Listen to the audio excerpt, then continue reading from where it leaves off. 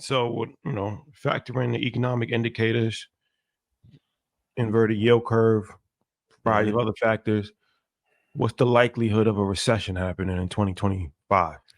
I don't even know what the definition of recession is anymore. So if we're going by traditional standards, I think we've been at a soft one, whatever this new. Now, if we don't have rate cuts in September, oh, for sure. February, Valentine's Day going to be rough. Guaranteed recession. But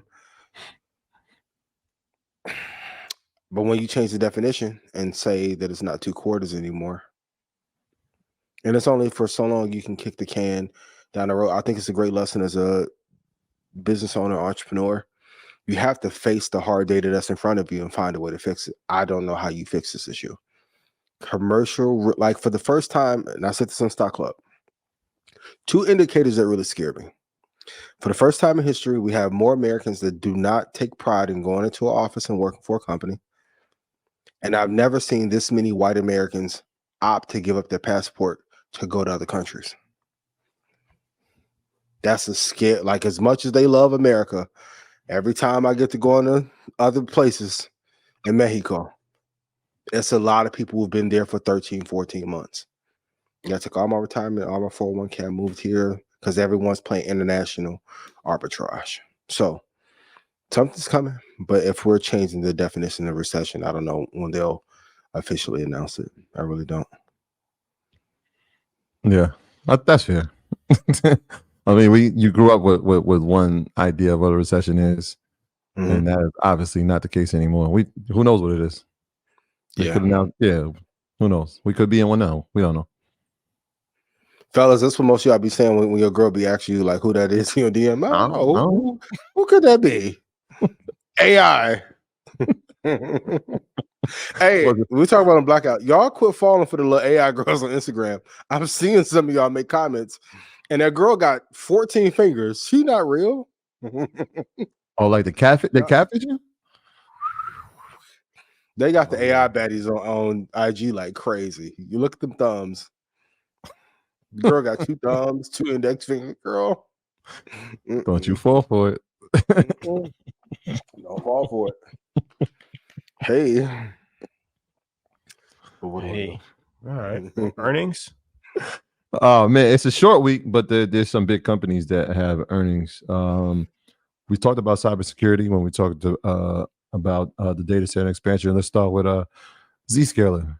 What's your thoughts around Zscaler, Ian?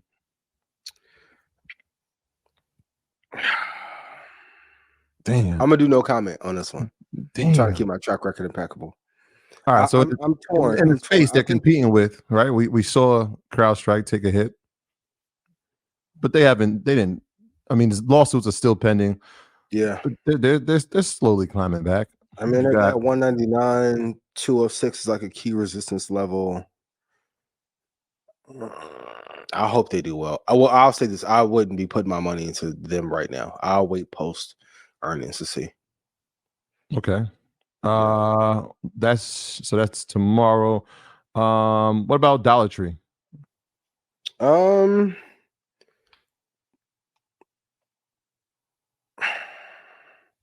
Can't do it.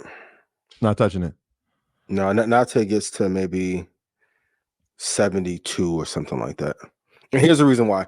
Traditionally, these companies, Dollar General, do incredibly well, but because of cost of inflation going up, the cost of goods going up, the margins are too thin to make it really investable. So you have to buy like at a great price where you're guaranteed a home run. Like a grand slam. You can't afford a home run on lower profit margin businesses. So if it got to like 71 or like 68, I would get it there. Yeah, and they've had to actually have price increases inside of Dollar Tree because of all the reasons that you just said, which again, the margins are so thin that you're no longer traditionally a Dollar Tree. Now it has to be $3.99 or $4.99 inside there. So interesting. Now this is a throwback. I'm surprised this made the list. Neo is reporting on Thursday before the market opens. Neo is one of those pre-pandemic kind of darlings in the EV space. Yeah. What's your thoughts around Neo? I like Nehemiah Davis, but I hate this stock. Shout out to Neo. That's the only Neo I'm rocking with. That in the Matrix. Neo, if Tesla's having compression issues and they're the leader, No, Neo is over with. The car isn't bad, but to invest it, I think this is uninvestable. I would invest in Intel before I invested in Neo. That says a lot. But don't do it. Don't do it. I'm begging you. But if you want to gamble, have fun. But I couldn't do it. Another company that we saw during the pandemic had a nice run was DocuSign. They're going to be reporting their earnings on Thursday as well. It almost felt like it became a need-based business when we couldn't like communicate with each other. We couldn't actually physically sign papers. DocuSign felt like almost an essential business. People are going back to the worst forks. We've seen it pull back in DocuSign. What's your thoughts around it? Yeah, no good. Them Zoom. It's a couple of those COVID businesses that need to like merge and make one good pile of crap together and just be one company. Shout out to everyone at DocuSign. I appreciate you, but the stock is uninvestable at this time. I like the service, but I don't see how you scale from here. I think you're going to have a different take on the next one. I think this is the biggest earnings, definitely of this week that I saw on the chart, and that's Broadcom. They're going to be reporting on Thursday after close. When we talked about NVIDIA and their growth inside the AI space, if you look at Broadcom's chart AVGO, you can kind of see that parallel trajectory upwards for them as well. They've had an amazing run. What's your thoughts around after the split now? What are your thoughts around Broadcom coming on Thursday? Even if they miss Thursday, buy the stock. They are on like a Lilly-esque like pathway. Quiet CEO, deliver on products and services. Margins are good. Great competitive advantage. Great moat, because you can have a moat that is strong, but the product isn't solid.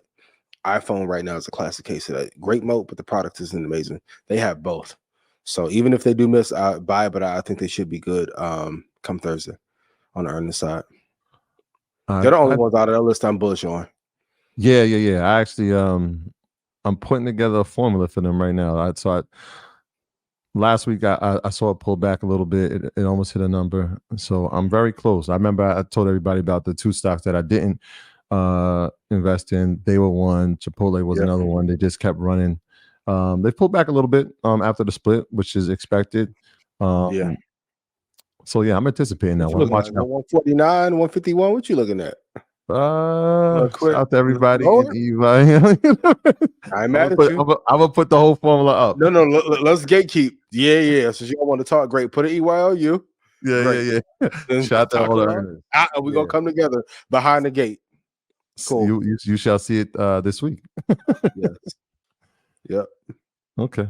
All right. There goes our earnings, man. Like I said, Broadcom, obviously the biggest one there. We got a few others. Dick's Sporting Goods, C3 AI will be reporting as well. But yeah, I'm circling Thursday. Thursday's on the calendar for sure. Yeah. Let me look at Dick's pause, huh? Dick's Sporting Goods actually fire. I don't know how the earnings going to do, but the stock long term is doing incredibly well. Yep.